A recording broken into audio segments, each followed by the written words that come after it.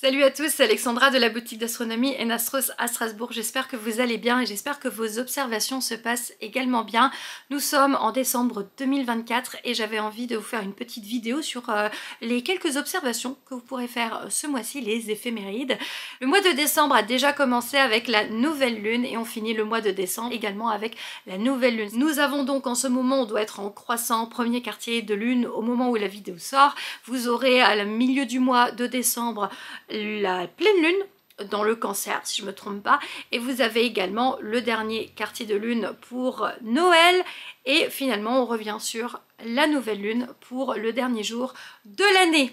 Ce qui est génial, c'est que du coup vous aurez l'occasion d'observer la lune sur l'écliptique, passer proche de toutes les planètes du système solaire, puisque nous avons en début de soirée Vénus au sud-sud-ouest à la tombée de la nuit. Le créneau est assez court, hein, donc faut pas s'y prendre 3 heures en retard. Vous avez la tombée de la nuit. Regardez où exactement avec Stellarium par exemple, à quelle heure tombe la tombée de la nuit chez vous. Vous savez très bien que la tombée de la nuit n'est pas la même en Alsace qu'en Bretagne. On a une heure solaire de décalage, donc forcément c'est pas l'heure de la montre. Si je vous donne un créneau horaire, ça marchera peut-être pas pour votre localisation, peu importe où vous êtes, hein, ça marche aussi pour nos amis québécois, les gens qui sont au Japon. Vous pourrez observer Vénus à la tombée de la nuit, mais forcément ça va dépendre du lieu où vous vous situez sur le globe. Et puis finalement on va avoir la lune qui va passer à côté de Uranus, à côté de Jupiter, à côté de Saturne et Mars. D'ailleurs, si je me trompe pas, c'est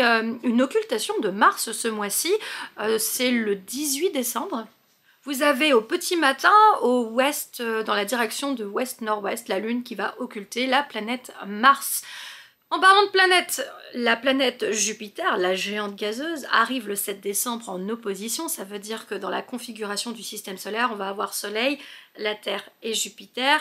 Ça veut dire qu'on est au plus proche. Jupiter se situe à 612 millions de kilomètres de nous, ce qui est vraiment très proche. Donc c'est la meilleure période bien sûr pour l'observer. En plus elle est dans le Taureau, donc elle est super haute. Quand elle est vraiment montante comme ça, c'est incroyable. Et bien sûr, si on est au plus proche, elle rétrograde en ce moment la planète Jupiter. Je vous en avais déjà parlé dans une autre vidéo et ça se voit à l'œil nu. J'ai eu l'occasion au mois de novembre de l'apercevoir dans les cornes du Taureau et l'autre soir Frédéric était dehors et me dit viens voir et tout, il y a une petite trouée, ça devrait te plaire. Et là je vois Aldébaran, l'œil du Taureau, et Jupiter qui était déjà en train de se rapprocher d'Aldébaran par rapport il y a quelques semaines. C'est incroyable, ça va vraiment très vite. Donc c'est quelque chose que si vous avez l'occasion de photographier, c'est pas mal, mais sinon vous regardez à l'œil nu.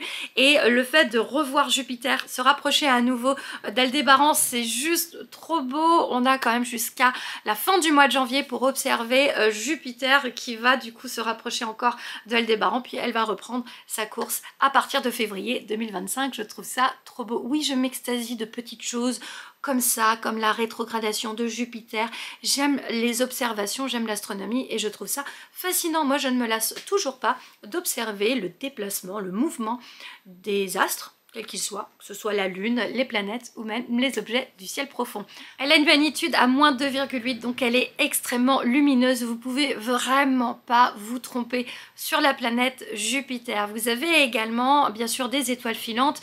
Le mois de décembre, c'est le mois des Géminides, avec un pic d'activité milieu du mois de décembre, 14-15 décembre. Les Géminides sont plus intéressantes que les Perséides en août. C'est juste que comme forcément, généralement, il fait moche, on n'a pas forcément la possibilité de les voir chaque année. S'il neige ou s'il pleut, s'il y a des nuages, du brouillard, c'est compliqué de voir des étoiles filantes. Donc par contre, s'il fait beau, n'hésitez pas à vous dire si vous voyez une étoile filante, ça peut être du coup dans la direction des Gémeaux, ça peut être les Géminides. Vous avez également le pic d'activité le 22 décembre des Ursides. Urside pour Ursa, pareil, n'hésitez pas à lever les yeux vers le ciel étoilé. Je suis toujours aussi fan. J'en profite pour vous parlez également, donc moi je suis très reconnaissante parce que Philippe m'offre chaque année le ciel et espace des éphémérides, donc bien sûr je regarde, hein, voilà, je ne sais pas tout ce qu'il y a à observer. Par contre c'est vrai que dans le ciel et espace ils mettent des petites annotations. Vous savez aussi que j'aime beaucoup le ciel à l'œil nu de Guillaume Canas, que je me réfère aussi, généralement c'est un peu les deux, et vous avez également le site de Ciel Mania de Jean-Baptiste Feldman qui met régulièrement des superbes articles.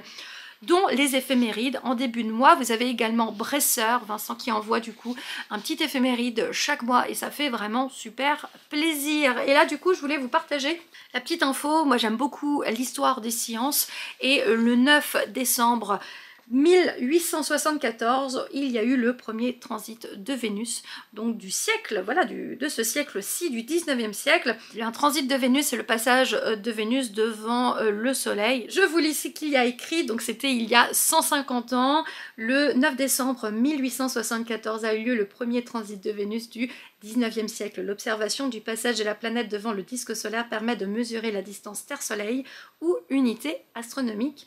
Tout comme le transit suivant, 8 ans plus tard, la valeur obtenue est de 149,9 millions de kilomètres, soit un écart de seulement 0,2% avec sa distance moyenne actuellement admise de 149,6 millions de kilomètres.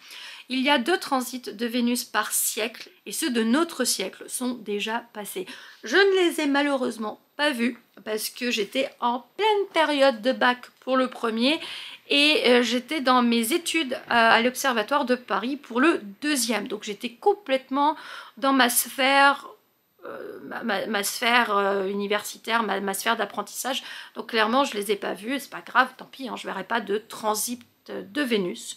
Mais bon, j'ai envie de dire il y en aura d'autres, mais je serai plus là pour les voir. Il y aura d'autres choses à observer. Il reste encore les transits de Mercure, il y en aura d'autres, puisque bah, du coup Mercure tourne plus souvent. Elle fait c'est 88 jours, hein, une révolution de Mercure autour du Soleil, donc potentiellement il y en a beaucoup plus que celle de Vénus. Je vous remercie d'avoir regardé ma vidéo. N'hésitez pas à vous abonner à ma chaîne pour soutenir mon travail, pour les futures vidéos à venir. N'hésitez pas également à me suivre sur les réseaux sociaux. Il y a le Facebook Enastros et l'Instagram enastros.fr. Portez-vous bien, faites de belles observations et moi je vous dis à la prochaine. Salut!